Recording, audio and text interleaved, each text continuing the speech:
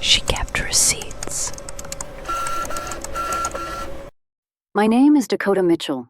Everyone calls me Kota, and I wrote the digital campaigns that lived in your Instagram saves through the pandemic years. Not the ones with perfect influencers hawking teeth whiteners, the ones that made you cry at your desk, that made you buy hiking boots you'd actually use, that turned a dying Western wear shop into a TikTok phenomenon. 43 years old in March 2024, divorced, raising twin boys who could code better than half my junior designers, and I'd been creating content since before we called it content, back when it was just advertising and we didn't pretend it was art. Let me paint you the real picture of 43. It's finding a chin hair in your car's rearview mirror at school pickup, plucking it with the tweezers you now keep in every bag, purse, and glove compartment like some kind of middle-aged survivalist. It's your body deciding that 3 a.m. is party time for your hormones, leaving you drenched in sweat while your brain serves up a highlight reel of every stupid thing you said in 1987. It's your metabolism ghosting you like a bad Tinder date, where one glass of wine hits like 3 used to, and you can gain weight by looking at bread. The twins, Grayson and Hunter, were 15. That magical age where they need you desperately, but would rather die than admit it. Where they eat $1,700 of groceries a week, but there's nothing to eat. Where they smell like a combination of Axe body spray and gym socks that achieved sentience. They could explain cryptocurrency and build a gaming PC from scratch, but couldn't remember to flush a toilet or find the hamper that's been in the same spot for 15 years. Raising twin boys means accepting that your house will always smell vaguely of feet, that every conversation will include a reference to something being sus or mid, and that you'll find yourself screaming, "Put the seat down," into the void while your estrogen levels plummet and your GiveAF*C meter breaks entirely. It's having hot flashes during their hockey games, rage sweating through your good fleece while other moms look dewy and composed. It's your knees sounding like bubble wrap when you stand up, your lower back filing formal complaints every morning, and realizing that sleeping wrong is now an actual injury that requires 3 days of ibuprofen and a heating pad that becomes your new best friend. I knew every coffee shop in Cheyenne with Wi-Fi that actually worked, every freelance photographer who wouldn't ghost you for a bigger gig, every rodeo queen who could sell authenticity without looking like she was trying. I was what they called a Wyoming lifer, said with either respect or confusion, depending on whether the speaker had ever lived somewhere the wind could knock you sideways in July. Cheyenne's the kind of place where every third truck has an American flag decal that's been weathered into something beautiful, where the veterans' coffee clatch at the Paramount Cafe solves world problems every morning at 6 a.m. sharp, where patriotism isn't performative. It's just Tuesday. The Capitol building stands like a promise against the sky, that gold dome catching sunrise like it's holding light for the whole state. You know that George Strait song, "I Can Still Make Cheyenne"? That's not just a song here, it's a documentary. Every Frontier Days, someone's racing back from somewhere, trying to make it home before the sun goes down, before the rodeo ends, before the moment passes.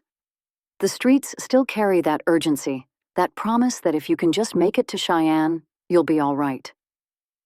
There's a romance to it that Denver people don't understand, thinking we're just their rough draft, their authentic weekend getaway. But we've got Warren Air Force Base, where kids grow up knowing what DEFCON means before they know algebra, where the missile silos dot the prairie like promises or threats depending on your mood.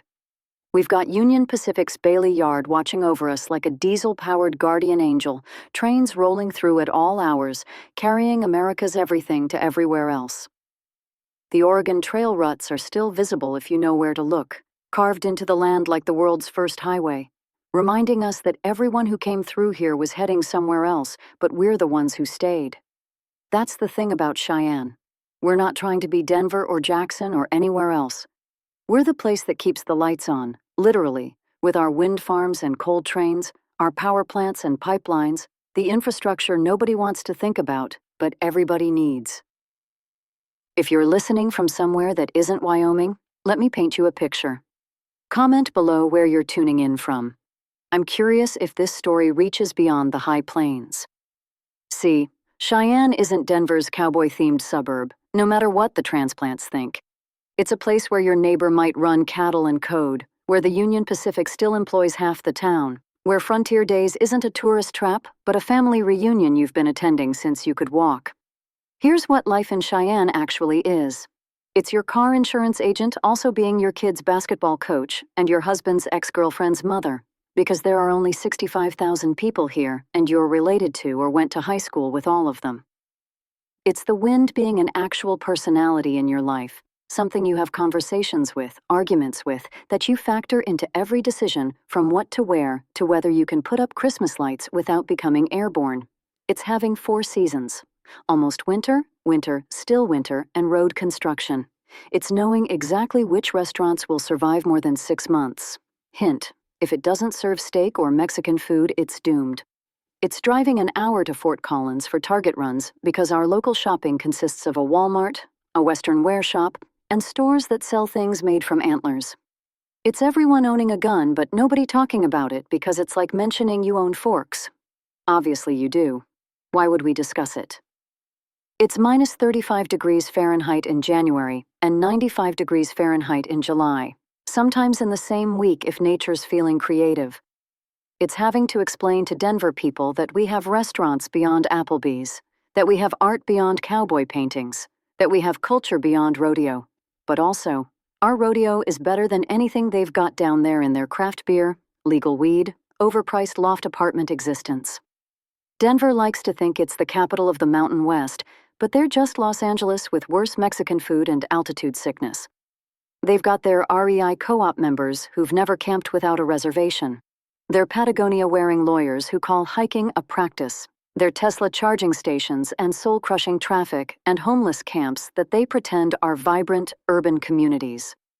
Meanwhile, we're up here actually living in the West. They're all trying to Instagram. We don't need to perform our authenticity. We're too busy surviving wind that could peel paint off a barn, fixing fence in horizontal snow, and keeping the lights on for the rest of the country. When Denver folks come up here for authentic Western experience, we charge them double for everything and act like wind speeds of 65 miles per hour are totally normal, which they are, but they don't need to know that until after they've bought property. I put myself through University of Wyoming writing social media for local businesses when social media meant MySpace.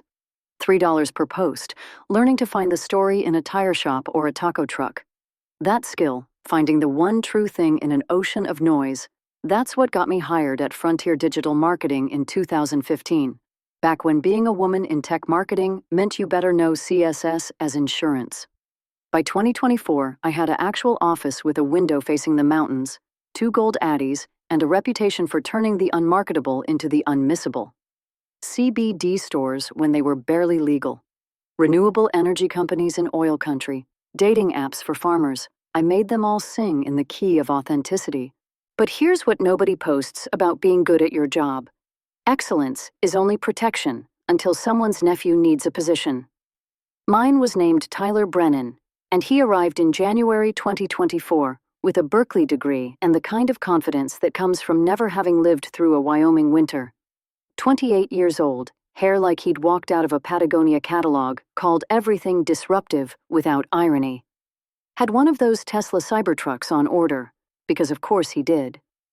He shadowed me for exactly 8 weeks, long enough to watch me save the Wyoming tourism campaign with user-generated content that wasn't cringe, short enough that he never learned why you don't pitch veganism to cattle ranchers using coastal metaphors. The partners loved him. He spoke their language, growth hacking and viral coefficients, Web3, and AI optimization. He had what they called future vision, which in 2024 meant he had 50,000 followers and a podcast about mindfulness for entrepreneurs. He'd screenshot Gary Vee tweets and treat them like scripture. You know the type. They proliferated after the pandemic like invasive weeds, choking out anyone who'd actually built something real. But Tyler wasn't the only one angling for my work. There was also Madison Park, 25, fresh from USC with a portfolio full of aesthetic Instagram grids and TikToks that went viral for 15 seconds. She wore Reformation dresses even when it was 10 below and quoted Emma Chamberlain like she was Socrates. She'd been assigned to collaborate with me on the Western Heritage Museum campaign, which meant she watched me work, took notes in her Notion app, and pitched my ideas in Zoom meetings while I was handling client fires. She had a gift for being visible when decisions were made and invisible when work was due. The partners called her digitally native. I called her a content vampire in sustainable clothing, but only in my head. It was March 15th, 2024, the Ides of March, because the universe loves its little jokes. The wind was doing that thing where it finds every gap in your clothing and reminds you that nature doesn't care about your North Face warranty. I was carrying a banker's box with my life inside, 3 journals full of campaign ideas, a ceramic mug my boys made in 5th grade that said, "World's okayest mom," and a hard drive labeled, "Archives Do Not Delete." The elevator at Frontier Digital closed smooth as a secret. I could still hear the floor's constant background noise, mechanical keyboards clacking like expensive typewriters, phones pinging with Slack notifications, someone's lo-fi hip-hop playlist that supposedly helped focus but mostly just made everyone sleepy. They said I was not aligned with the company's evolution. Digital transformation, fresh perspectives, agile methodology. The phrases were all venture capital and no venture. Tyler sat in my office before I'd even finished packing, already adjusting my monitor height. He'd synced his Spotify to my speakers, Travis Scott thundering through the space where I used to play Linda Ronstadt when I needed to think. He called me D. Nobody called me D except my ex-husband Brandon, who thought nicknames were intimacy, and intimacy was optional after year 5. But Brandon was living in Jackson Hole now with his 29-year-old yoga instructor, posting sunrise selfies from the Tetons with hashtags about new chapters and living authentically. Down on Capitol Avenue, the wind whipped my hair like it was trying to wake me up. March in Cheyenne feels like the earth is angry about something specific. I ducked into the Paramount Cafe, the one place downtown that hadn't been renovated into exposed brick and Edison bulbs. The coffee still tasted like coffee, not a $17 science experiment. I sat in a cracked vinyl booth and thought about what I'd taken when I left, because I didn't leave empty. The last week, while Tyler was workshopping his Rodeo Corps meets Silicon Valley campaign with AI-generated cowboys, and while Madison was at the bunkhouse bar drinking craft cocktails with junior partners and calling ranch dressing ironic, I'd pulled files nobody else knew existed. Screenshots of Tyler's deleted tweets from 2020 where he'd called Wyoming flyover country for people who can't afford Colorado. Madison's previous portfolio, before she scrubbed it, full of blatantly plagiarized campaigns from smaller creators. And something else, access to a network of local micro-influencers I'd been cultivating for 3 years. Real ranchers, indigenous artists, railroad workers, single moms who made their own baby food and posted about it at 2 a.m. People with 200 followers who got more engagement than accounts with 200,000 because their content was actual life, not lifestyle. I also kept something else. Documentation of the Western Heritage Museum campaign that Madison was about to claim. Every email, every Slack message, every iteration saved with timestamps. She didn't know I'd been BCCing my personal email for months, a practice I started when I noticed my ideas showing up in her presentations with slight modifications. Digital receipts for a digital thief.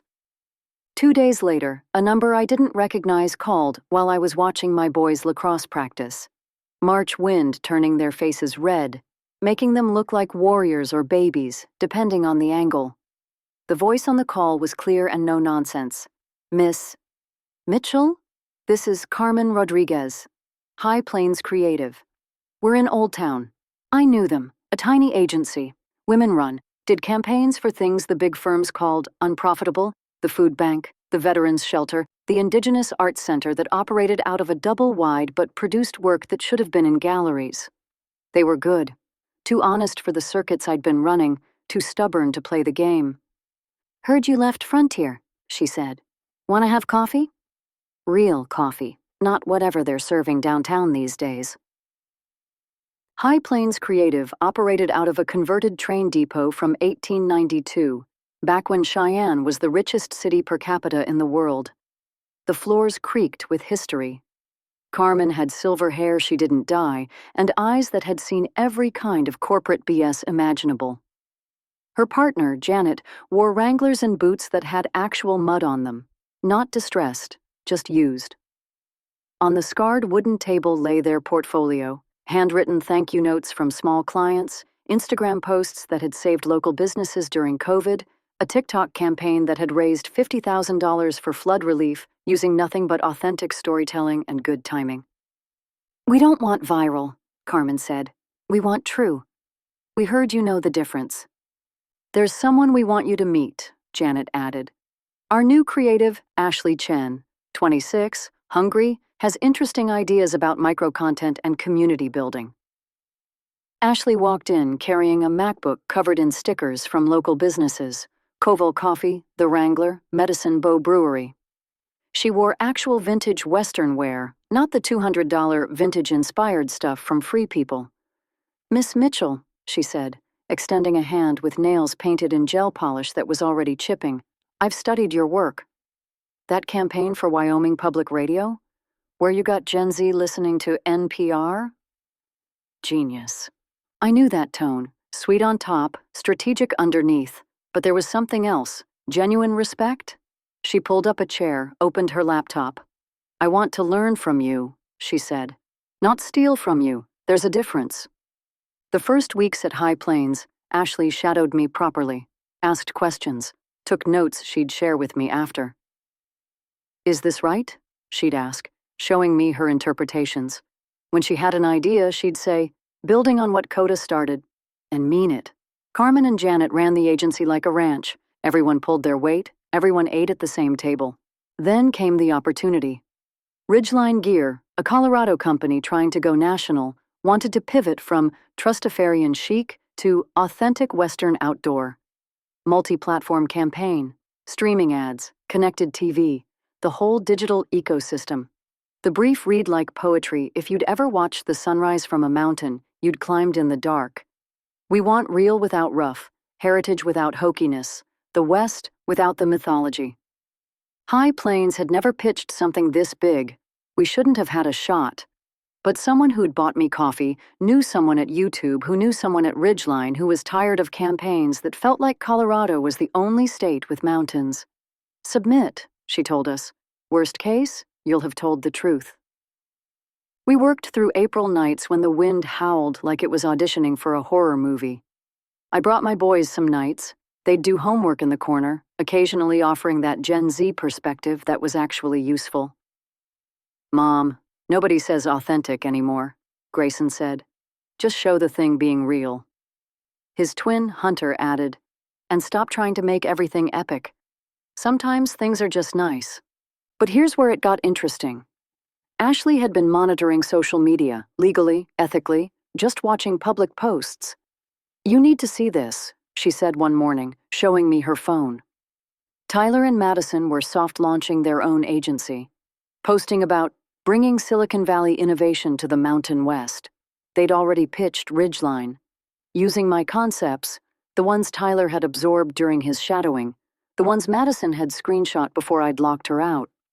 But dressed up in AI and algorithms, NFTs, and Web3 integration that sounded innovative if you didn't understand that people in Wyoming barely had reliable broadband. "They're calling it Heritage Plus," Ashley said. "It's your community storytelling strategy, but with crypto somehow." I laughed, really laughed, because what they didn't know, what their coastal education and conference attendance hadn't taught them, was that I'd been building something for 3 years that they couldn't steal.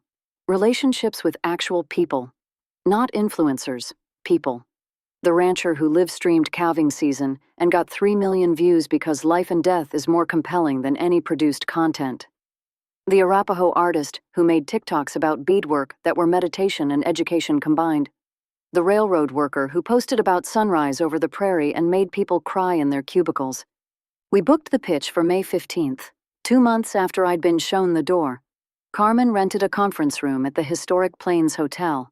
Gorgeous bones, terrible Wi-Fi, perfect metaphor for Wyoming. We didn't prepare a deck. We prepared an experience. The Ridgeline team arrived looking like they'd stepped out of their own catalog. Tyler and Madison were already there, having pitched that morning.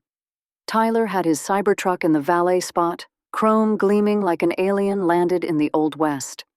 Madison was live-streaming her Day in the Life of a Founder content, ring light reflecting in her sunglasses. We started different. No introduction. Just played a video, vertical, shot on iPhone, no editing.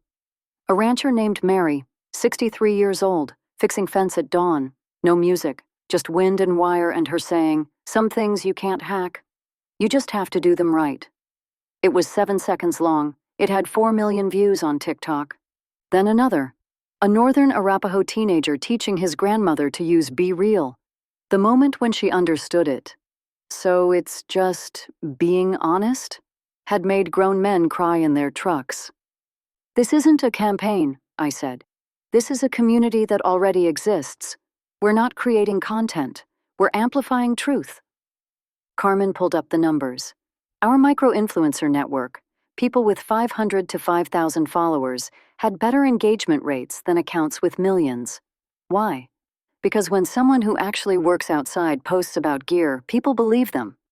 Janet showed the distribution strategy, not just Instagram and TikTok, LinkedIn, where railroad workers shared safety tips, Reddit communities for public lands workers, Discord servers for young ranchers, places where people actually talked about gear because they needed it to work, not because they needed it to look like they worked.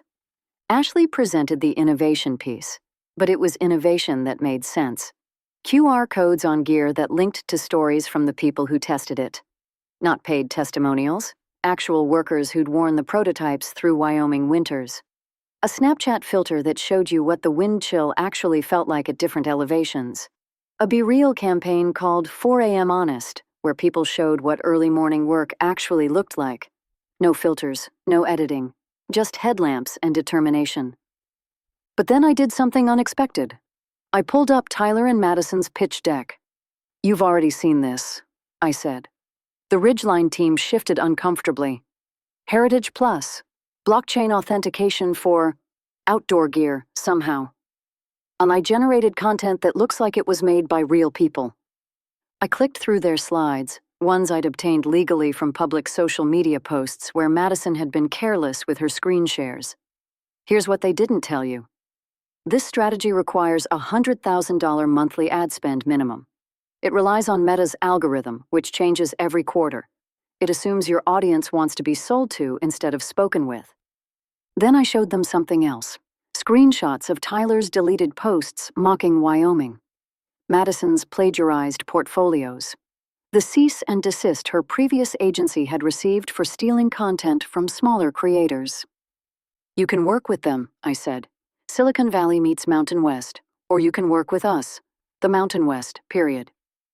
The room was quiet except for the wind rattling the 100-year-old windows. The Ridgeline CEO, a woman named Patricia who'd actually climbed Denali, not just posted about it, spoke first.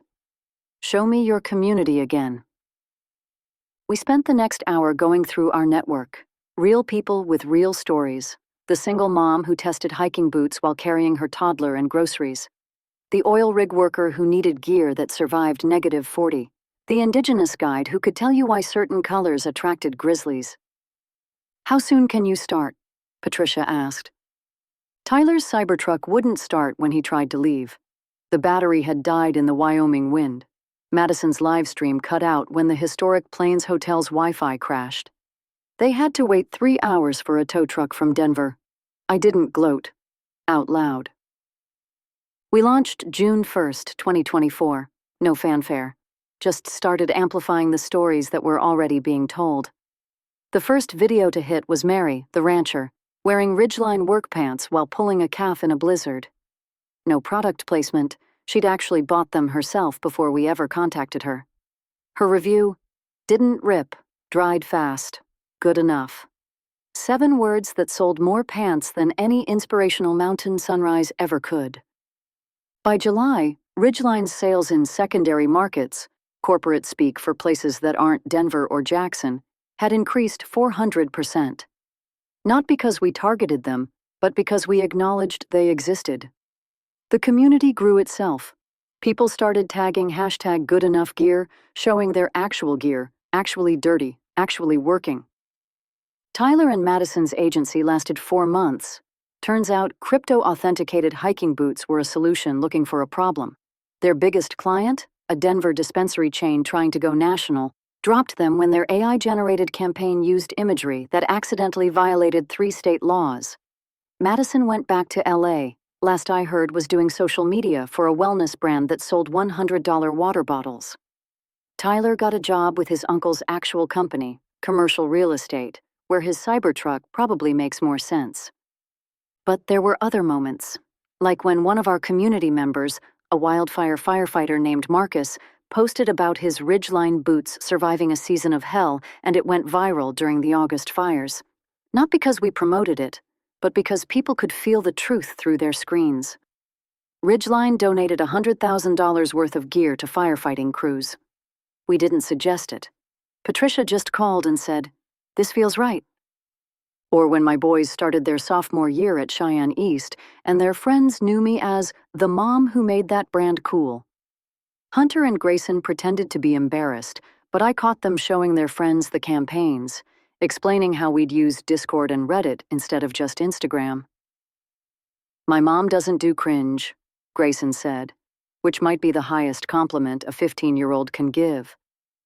Gabe started appearing in my life that September, not romantically, though he was handsome in that weathered Wyoming way, like a Yellowstone character who actually knew how to ride a horse.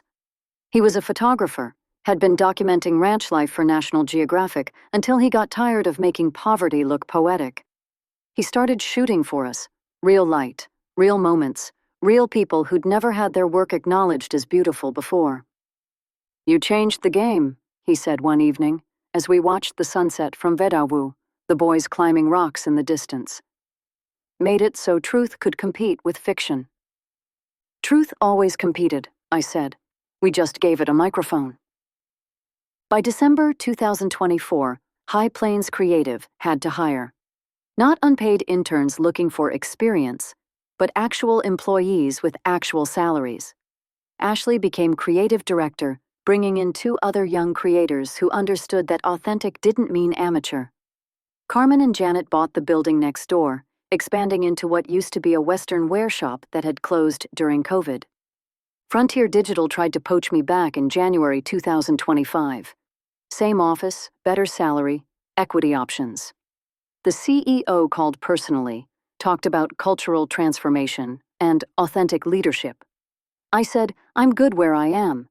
He said, "We could triple your salary." I said, "I'm good where I am." He said, "Is this about Tyler? Because he's gone." I said, "No, it's about me. I'm good where I am." And I was. Because revenge isn't always about destroying what hurt you. Sometimes it's about building something so much better that the hurt becomes irrelevant. Every time someone posts #GoodEnoughGear, every time a small business uses our community strategy template, which we share for free, every time a young creator chooses truth over trends, that's the revenge. Not loud, not dramatic, just consistent and undeniable. There's a moment I keep coming back to. It was November 2024, before the holidays made everything loud. I was driving back from Laramie, had just pitched the University of Wyoming on a campaign that would highlight actual research instead of stock photos of diverse students laughing at salads. The boys were with Brandon for Thanksgiving, his year, and the house would be empty, except for the dog, who honestly preferred the quiet. The wind was doing that thing where it pushes your car around I-80, like it's suggesting you might want to reconsider your life choices. My phone buzzed with a text from an unknown number. I pulled over at the Buford exit. Population 1, which isn't a joke but an actual fact. The message was from Madison. "I see what you did," it said. "I was wrong. You built something I could only try to steal. I'm sorry." I sat there, hazards blinking in the November gray, and thought about responding. About explaining that building takes time and stealing takes moments, that authenticity can't be replicated by studying it, that some things have to be earned in -40 wind chills and pre-dawn fence repairs. But instead, I just texted back, "Good enough." Because that's what we are here. Not perfect, not revolutionary, not disrupting anything, just good enough. Good enough to work when it's 40 below. Good enough to trust when the GPS fails and you need actual directions from someone who knows the land. Good enough to build a life on, a business on, a community that doesn't need to be authenticated by blockchain because everyone knows everyone anyway. I drove home through the wind, which had shifted to push me forward instead of sideways. Sometimes the universe gives you tailwinds after you've proven you can handle the headwinds. The High Plains creative office was lit up. Ashley, working late on something, probably responding to comments from our community with actual answers instead of corporate speak. The Paramount Cafe was still open, still serving coffee that tasted like coffee. The railroad still ran through town, hauling the things that keep the country running while everyone else argued about the metaverse. My boys texted from Brandon's. Dad's girlfriend tried to make green bean casserole from scratch. It's weird. We miss your normal one from the can. I smiled. Sometimes authenticity means admitting the canned stuff works just fine. Where it stands now, September 2025. I'm writing this from the same converted train depot, though now we own it outright. The boys just started their junior year, both over 6 feet tall now, making me look up when I lecture them about screen time while literally working on screens myself. Hunter's teaching himself Python, says he wants to build apps for ranchers. Grayson's become our unofficial TikTok consultant, which is humbling when your teenage son explains why your transition is giving millennial energy mom. High Plains Creative has 18 employees now. We turned down venture capital twice, once from a Silicon Valley firm that wanted to scale our authenticity, missing the irony completely. Once from a Denver group that suggested we could leverage AI to generate rural narratives. Carmen laughed so hard she had to leave the Zoom. Tyler Brennan found me on LinkedIn last month. His profile says he's a thought leader in authentic marketing. He wanted to connect, maybe share insights about the Mountain West market. I ignored the request. Some bridges don't need rebuilding. They're better as reminders of rivers you've already crossed. The Ridgeline campaign won 3 national awards, but more importantly, it changed how brands think about secondary markets. We've had calls from Patagonia, Carhartt, even Apple wanting to understand how we reached people they'd been ignoring. We share the strategy freely. Community isn't proprietary. Ashley's running her own team now, teaching younger creators that virality without trust is just noise. She still asks my opinion, but increasingly, I ask hers. That's how it should work. Knowledge flowing both directions, not hoarded like some finite resource. Gabe and I are something, not labeled, which drives my mother crazy when she visits from the ranch. Are you together or not? She asks, while he fixes her kitchen sink and I make coffee, and we move around each other like we've been doing this for decades instead of months. We're good enough, I tell her, which makes him smile into his coffee cup. The wind still howls through Cheyenne like it's got something urgent to say. The Cybertruck charging station they installed downtown sits mostly empty. Turns out electric doesn't love -40 any more than Tyler loved actual Wyoming. But the Paramount Cafe is expanding, bought the space next door. The owner says our campaign for them, just locals talking about coffee that tastes like coffee, brought in enough business to finally renovate. Sometimes I drive past the Frontier Digital office. They've got new signage, all LED, and promises. Their parking lot's full of Teslas and Audis, everyone drinking oat milk lattes and discussing authentic storytelling in conference rooms named after mountain peaks they've never climbed. I don't feel anger or even satisfaction. Just a kind of distance, like looking at old photos of yourself in clothes you can't imagine wearing now. If you're listening from somewhere that doesn't have wind that can knock you sideways, where your worth isn't measured in how many hours before dawn you're willing to work, where authentic is a strategy instead of a survival skill, this story might sound like revenge. But it's not. It's about building something in a place everyone overlooks, with people everyone underestimates, using tools everyone thinks are outdated. It's about understanding that a community of 500 real people beats 5 million bots every time. That truth travels faster than trends, even if it takes longer to get started. That sometimes the best response to being pushed out is to build something better right next door. My boys asked me last week what I'd learned from the whole Frontier thing. We were driving to their lacrosse game, wind pushing the car around Highway 25, making me grip the wheel like I was arm wrestling nature itself. I thought about Tyler's Cybertruck dead in a parking lot, Madison's plagiarized portfolio, the 63-year-old rancher who'd become an accidental influencer by just being herself. I learned that good enough is better than perfect, I said. That real beats ideal every time. And that the best revenge isn't destroying something, it's building something that makes the destruction irrelevant. Hunter nodded, the way 17-year-olds do when they're actually listening but don't want to admit it. Grayson added, "Plus, you learned TikTok, which is honestly shocking for someone your age." I laughed, because he's right. I did learn TikTok, and Instagram Reels, and YouTube Shorts, and whatever platform will emerge next week that my boys will have to explain to me. But more than that, I learned that the tools don't matter if the truth does.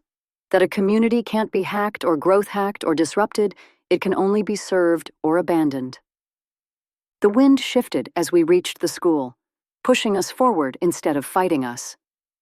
Sometimes that happens in Wyoming.